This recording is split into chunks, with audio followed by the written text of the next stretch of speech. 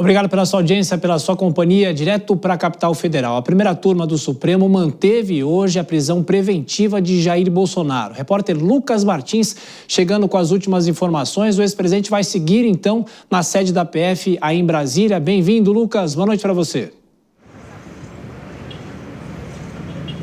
Olá, Thiago. Muito boa noite para você, para todos que nos acompanham ao vivo e direto de Brasília. Nós falamos ao vivo aqui da Superintendência da Polícia Federal, onde está preso Jair Bolsonaro e vai se manter preso pelos próximos dias, depois da decisão do Supremo Tribunal Federal. Os 4 ministros da primeira turma votaram para manter a prisão preventiva do ex-presidente Jair Bolsonaro. Os ministros votaram, tinham o prazo aí de 8 da manhã até 8 da noite de hoje para manifestarem seus votos no plenário virtual do Supremo Tribunal Federal, mas essa decisão saiu aí antes mesmo do meio-dia. No entendimento do ministro Alexandre de Moraes, que é relator do caso no Supremo Tribunal Federal, Jair Bolsonaro violou a tornozeleira eletrônica, afastando a ideia apresentada pela defesa que ele estava num episódio de confusão mental.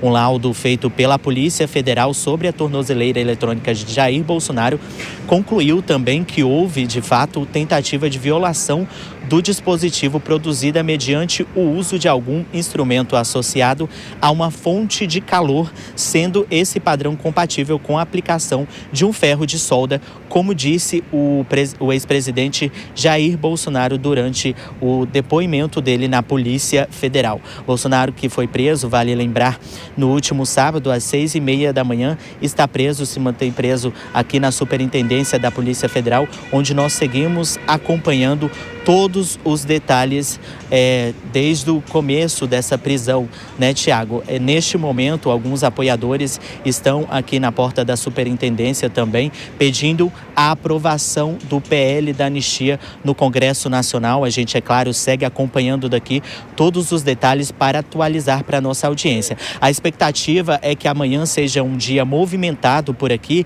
isso porque tem a previsão de visitas dos filhos de Jair Bolsonaro. É a expectativa aí do ex-presidente receber Flávio e também Carlos Bolsonaro. Volto com você, Thiago. Lucas, daqui a pouco a gente fala sobre essa possibilidade do Congresso Nacional voltar a esse tema, o tema da anistia.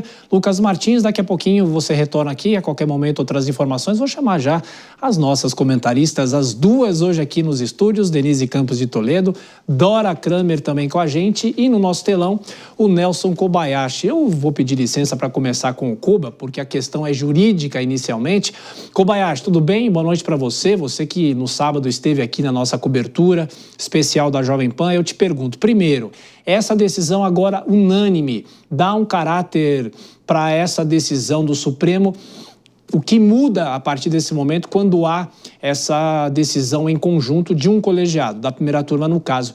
E hoje estamos na expectativa porque a defesa de Jair Bolsonaro pode se posicionar em relação à trama golpista. Não tem nada a ver com esse caso. Bem-vindo, Kobayashi, bom trabalho.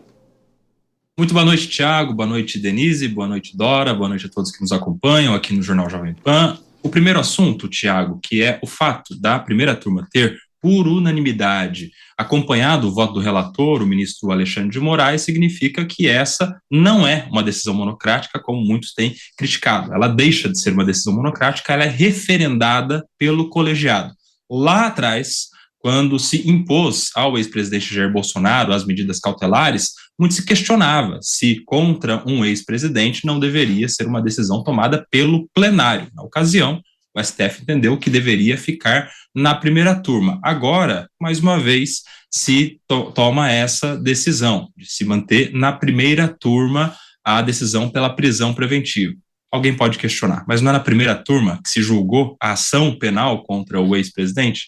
Sim, pois bem, mas a questão é que essa prisão preventiva vem decorrente de outros autos, aquela investigação contra o Eduardo Bolsonaro por coação no curso do processo, obstrução de justiça e tudo mais, e aparentemente esse é um assunto encerrado no STF. O colegiado responsável tem se tornado de fato a primeira turma do STF, onde está o ministro relator Alexandre de Moraes.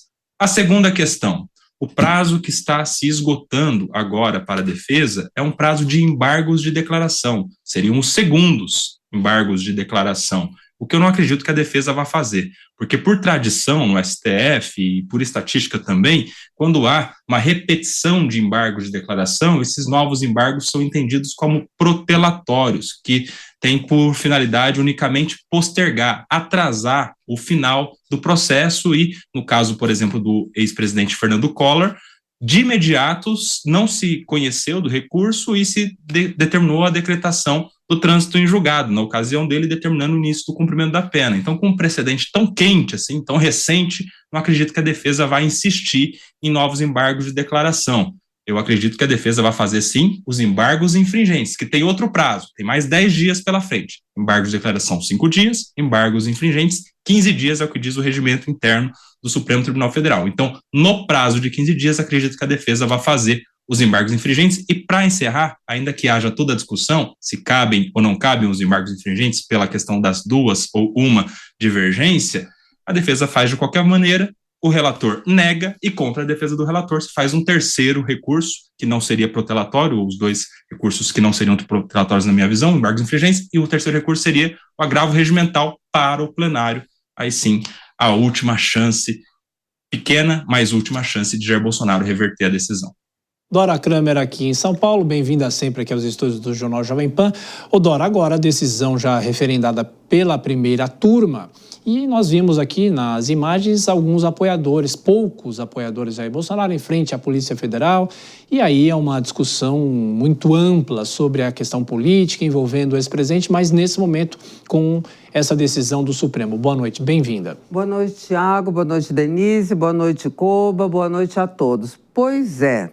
Agora a questão está resolvida. O que a gente tem, você não me perguntou, Thiago, exato como você costuma me perguntar, o que isso significa do ponto de vista político, não é não? É isso. Claro. Pode responder. Sei, pois é.